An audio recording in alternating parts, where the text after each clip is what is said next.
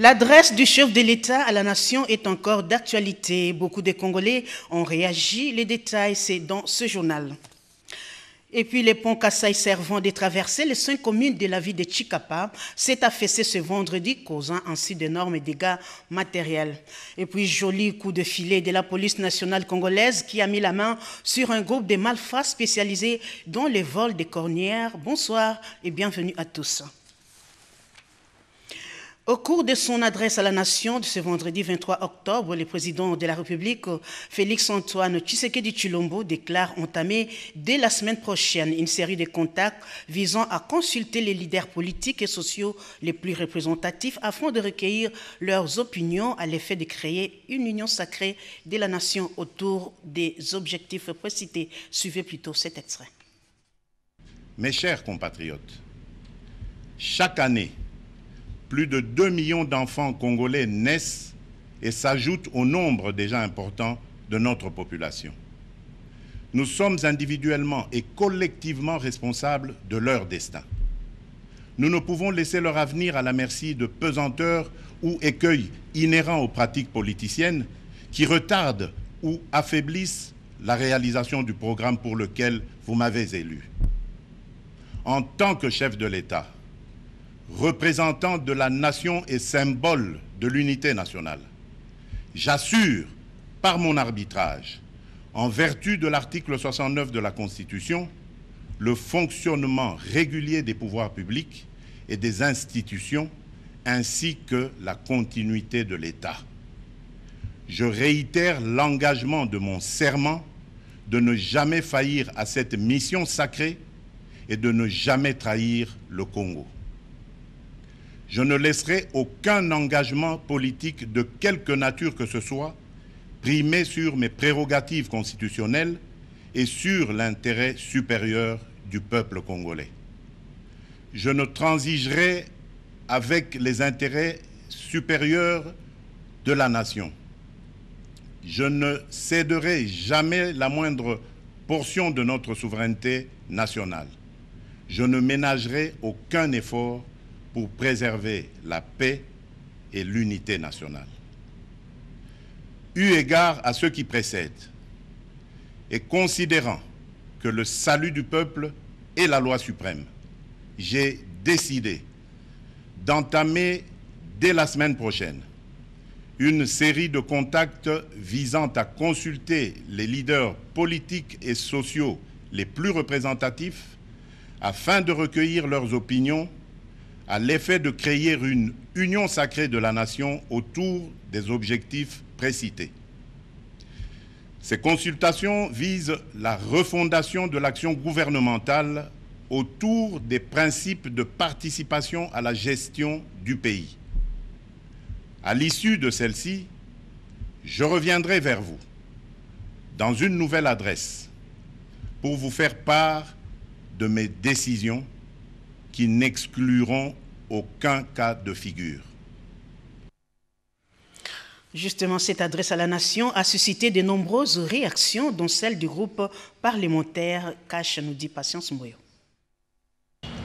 Les députés et les sénateurs de la plateforme Cap pour le changement soutiennent indéléblement les messages du chef de l'État à la nation. Les députés et les sénateurs de la plateforme Cap pour le changement encouragent le chef de l'État dans sa démarche à rechercher l'union sacrée pour la nation et invitent les Congolais et Congolaises de bonne volonté, la classe politique en particulier, à dépasser les intérêts individuels et politiciens et répondre à cet appel du chef de l'État pour la refondation d'un Congo voulu, fort, libre et prospère.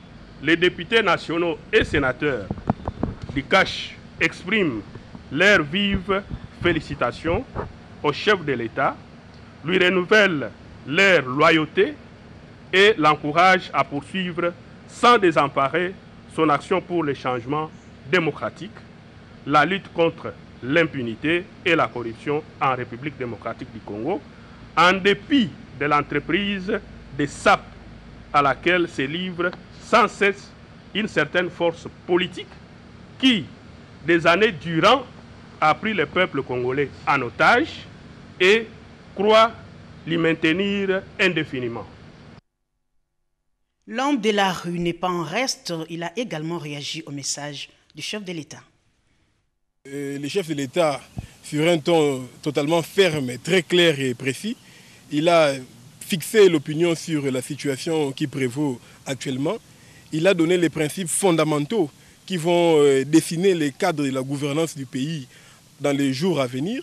Nous avons jugé que le message qui a été livré par le chef de l'État est un discours ou une adresse qui est très responsable au regard de la situation qui prévaut actuellement. C'est un discours à saluer parce qu'à un certain moment, le peuple congolais s'est posé trop de questions sur l'actualité politique du pays et sur le problème qui les dérange. Alors, entendre le chef parler, en tout cas, moi je pense que c'est une bonne chose et ça rassure le peuple. Pour que tout Congolais qui a son poids politique puisse entrer dans la chose pour que le pays décolle. Il a ouvert les mains à tout Congolais. Donc c'est aux Congolais maintenant de prendre la responsabilité. Nous devons mettre d'abord le Congo devant nos intérêts, devant toute chose. Ce que je peux ajouter, c'est juste demander au peuple congolais de soutenir le président de la République. Parce que là, ils viennent de nous montrer qu'il n'y a pas des accords qui sont au-dessus de la volonté du peuple. Nul n'ignore que la justice élève une nation. Nous avons l'impression qu'avec ce qui se passe ici, dans les jours à venir, la justice va faire son travail comme il se doit. Alors moi je crois qu'avec le nouveau président, avec le nouveau leadership au sommet de l'État, moi je crois qu'il y a quelque chose de bon qui se prépare à l'horizon de ces faits. On doit mettre la main dans la pâte, nous devons mettre la main dans la pâte, soutenir les institutions en place pour que les choses changent. Le chef de l'État, il était très très sage. Avec tout ce qui se passe, il a compris que pendant 2 ans, on n'est plus dans des discussions inutiles, positionnement individuel. Maintenant là, sur le plan pédagogique, l'état des droits est déjà là. Autre chose à présent, l'arrêt des travaux de réhabilitation de la route Banda-Bel-Air dans la commune de Mongafula interpelle au plus haut point les notables de cette commune qui ont rencontré le vice-premier ministre, ministre des Infrastructures, Travaux publics pour en savoir un peu plus. Érudis Kitutu.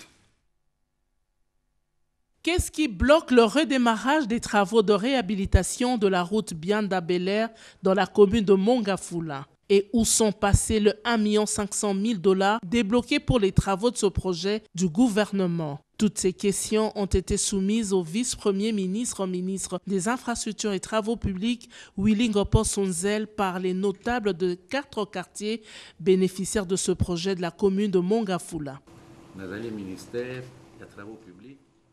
Je suis l'autorité ministérielle. Rien ne s'est fait dans mon secteur sans mon accord. Vos doléances me sont parvenues, les travaux étaient en arrêt, mais je me suis battu pour obtenir du gouvernement le financement afin de les relancer.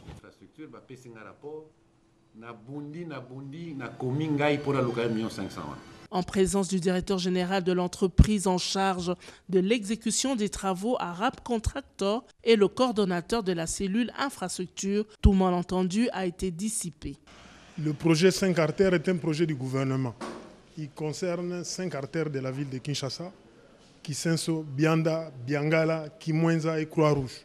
Heureusement que nous avons aujourd'hui une première tranche qui a été libérée. La situation qui bloquait, c'était pour délocaliser les tuyaux de la régie des eaux.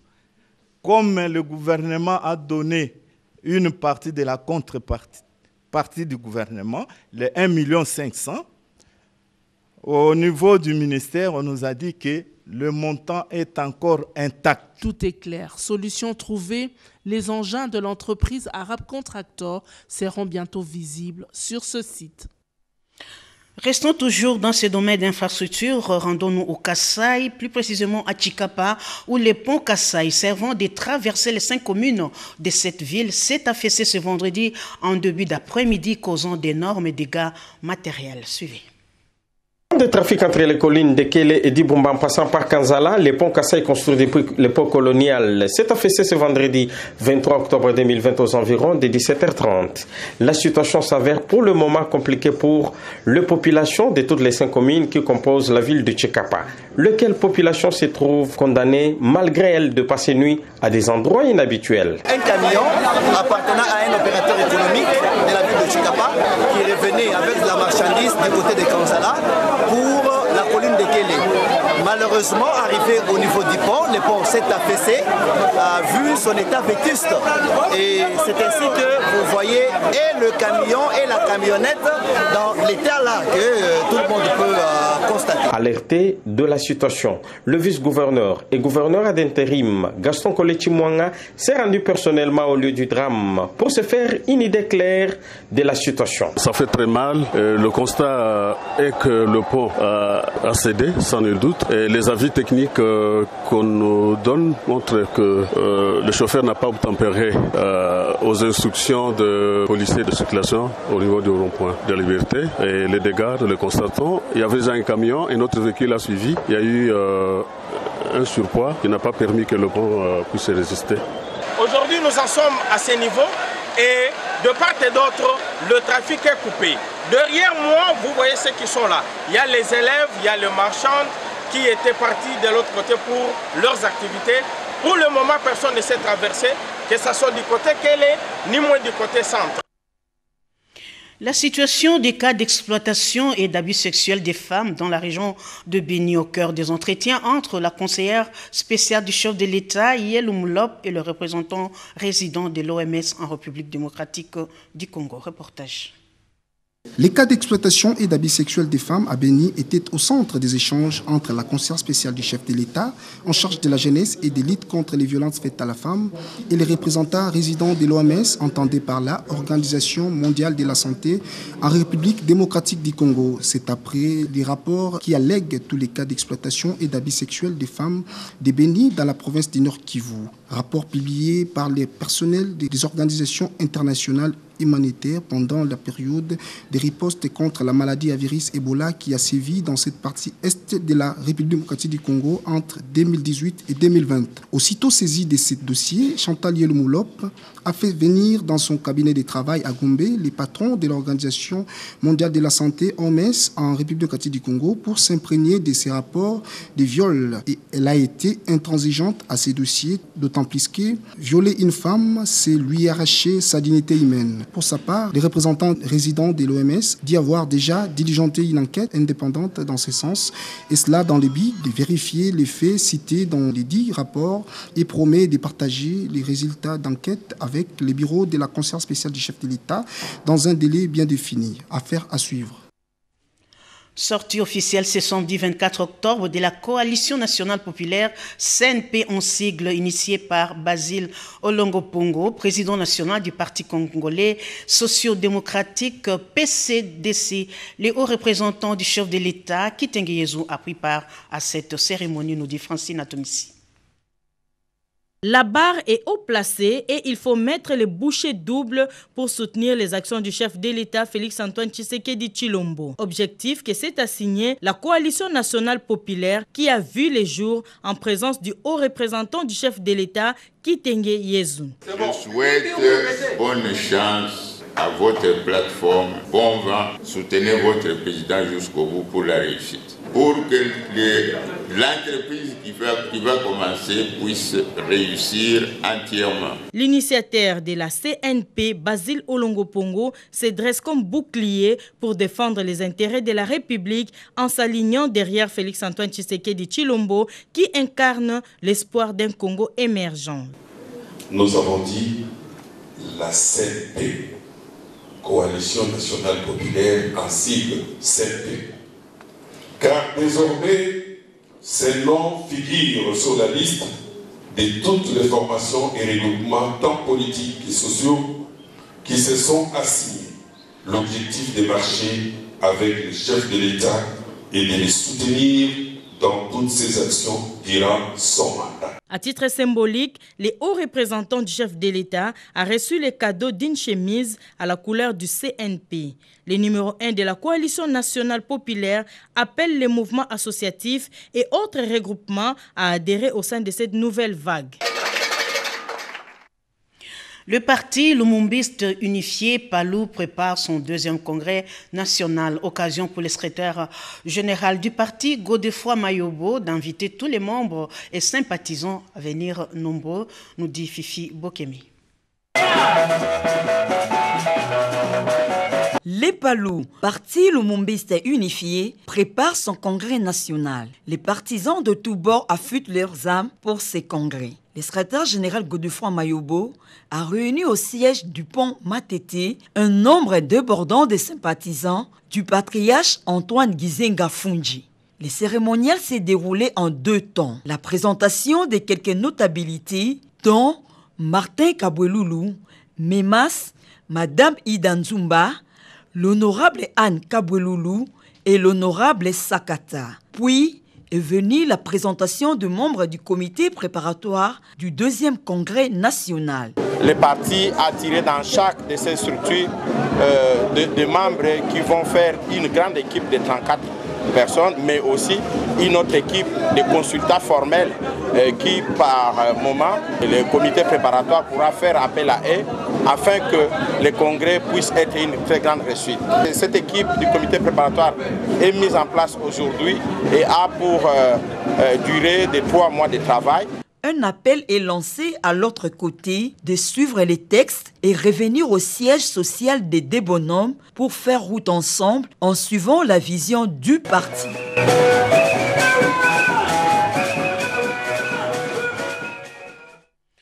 Nous le disions au début de ce journal, la police nationale congolaise a mis la main sur un groupe de malfrats spécialisés dans les vols des cornières. Un travail de titan qui a pris quelques jours pour son aboutissement. La SNEL en appelle au civisme. Reportage Edith Chala. Des bons biceps, des torses bombés pour le malheur de la Société nationale d'électricité. Ces gaillards sont passés maîtres dans l'art d'imposer à SNEL du surplace. Ils volent des cornières et effondrent des pylônes qui transportent le courant électrique. Ceux-ci, tombés dans le filet de la police, seront traduits en justice et ils affronteront la rigueur de la loi. Ils ne sont qu'une partie visible de l'iceberg. Le réseau est plus important. Il ne reste plus qu'au service de sécurité de faire efficacement leur boulot. Ce vol à répétition procède d'un plan savamment orchestré parce que ce énième cas n'est pas isolé à Kinshasa, au Congo central et dans l'ex-Katanga. Ces genres de pratiques sont courantes, des pertes considérables. Des projections pour l'extension du réseau sont quasi incertaines car toutes les cornières pouvant servir à cela sont utilisées pour remplacer les volets, de même que les fils conducteurs électriques.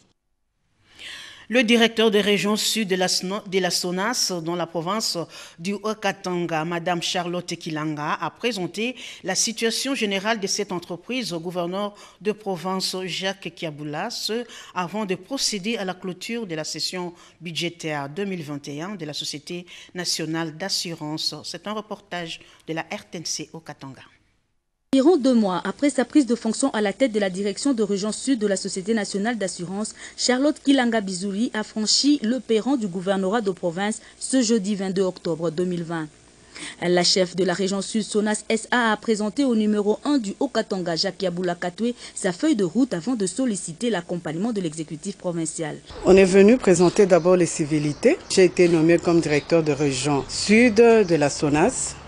Éventuellement aussi profiter et discuter avec lui pour le problème qui concerne notre entreprise, pour nous accompagner en tant que société de l'État. Il y a le contrat que le comité de gestion avait signé avec le ministère du Tourisme, dont nous devons aussi exploiter au Katanga. Avec la libéralisation du secteur d'assurance en RDC, la Société nationale d'assurance entreprise du portefeuille de l'État devra également compter avec l'appui des partenaires publics pour conserver sa place de choix dans l'univers des assurances. Mission accomplie pour Charlotte Kilanga, message reçu par le gouverneur de la province Cuprifère qui a rassuré son hôte du soutien de son gouvernement. Par la suite, Charlotte Kilanga a présidé la séance de clôture des travaux de la session budgétaire 2021 en présence de chefs d'agence venus de 4 coins de la région sud de la SONAS SA.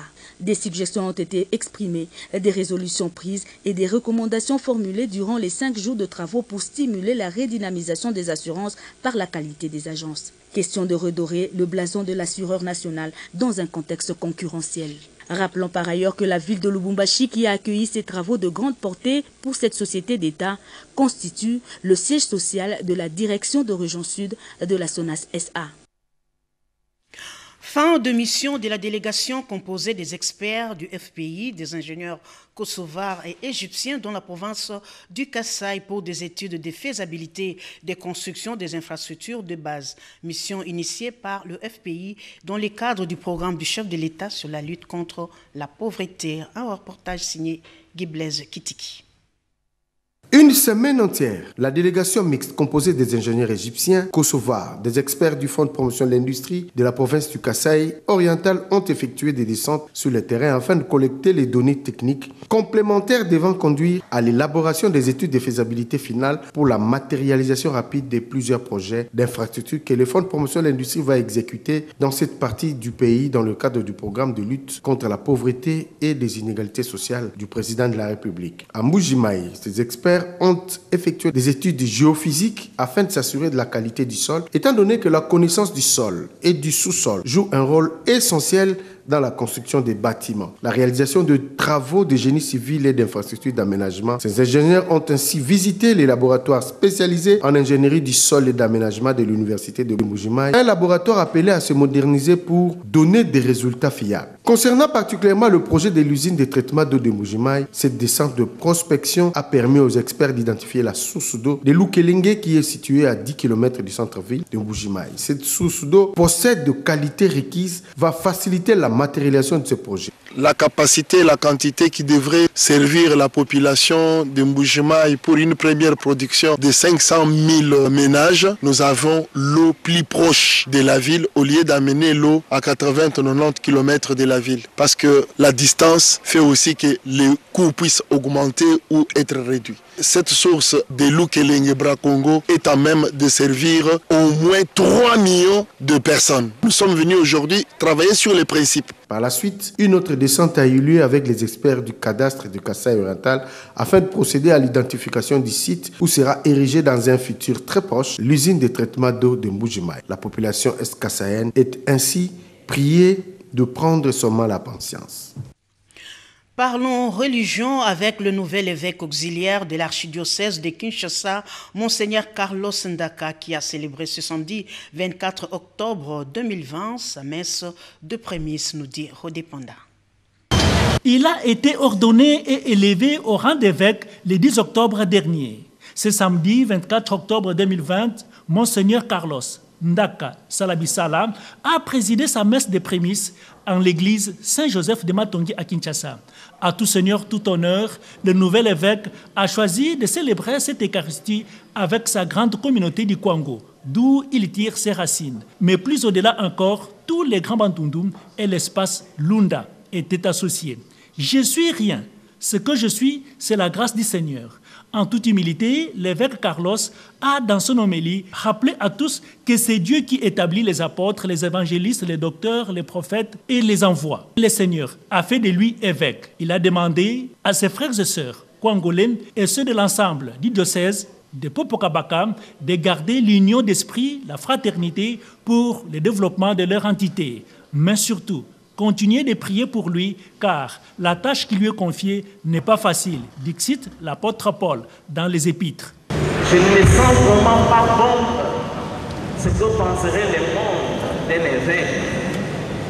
Si vous voulez que je vous résume un peu les sentiments qui m'habitent en ce moment, quand je vois des grandes personnalités, des frères, des sœurs, qui en ce moment pouvaient être occupés à faire autre chose, venir simplement ici pour rendre grâce au Seigneur, parce que moi, pauvre pécheur que je suis, je dois célébrer une messe pour notre communauté guaponaise. Je me sens le plus petit des petits, le moins méritant qui puisse exister. La notabilité congolaise, composée de différentes autorités et personnalités du pays, députés, sénateurs, ministres, religieuses et religieux, ont rassuré leur nouveau pasteur de leur soutien tant physique que spirituel.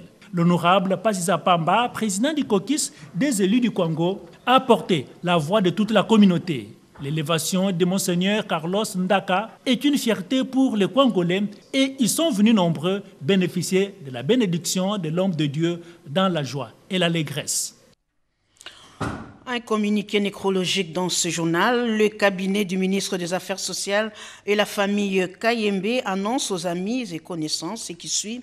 Initialement prévu pour le samedi 24 octobre 2020, la levée du corps du conseiller Papa Trudon Kayembe a été reportée à lundi 26 octobre 2020. En attendant les détails du programme des obsèques qui vous seront communiqués ultérieurement, nous vous prions de garder une pensée pieuse en mémoire de l'illustre disparu.